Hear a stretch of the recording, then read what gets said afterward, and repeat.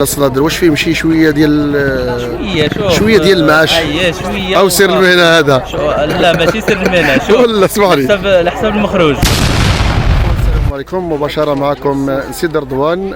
يوم الثالث في رمضان لقينا احد بائع احذيه بلاستيكيه او بما يسمى صنادل. اخي السلام عليكم. وعليكم السلام، بخير. واش كيداير خويا؟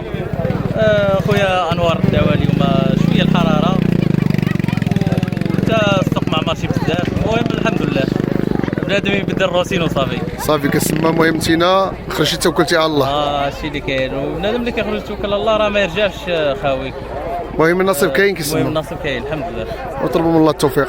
الله يحفظك السي انوار. قول لي بالنسبه للسوق كيفاش جاك؟ واش عامل بزاف شويه؟ لا السوق خاوي اليوم شويه على حسب الحراره وبنادم صايم، راك عارف السوق ديال رمضان كيسمى الاسبوع الاول في رمضان وصافي. اييه. بالنسبه للسوق حتى السيمانه الاخيره ديال رمضان ان شاء الله عاد كيتحرك الدعوه. وبالنسبه لهاد الصنادل، نقولوا حنا الصنادل واش فيهم شي شويه ديال شويه ديال المعاش شويه او سر المهنه هذا؟ لا ماشي سر المهنه. شوف ولا اسمح لي لحساب المخرج. الا كان عندك المخرج بزايد راه كاين هذا كاين مدخول، ولا كان عندك المخرج قليل راه. قول لي دابا انتم كنلعبوا على العدد. على العدد فهمتي. اخي شكرا تبارك الله عليك، والله يسر لك الامور.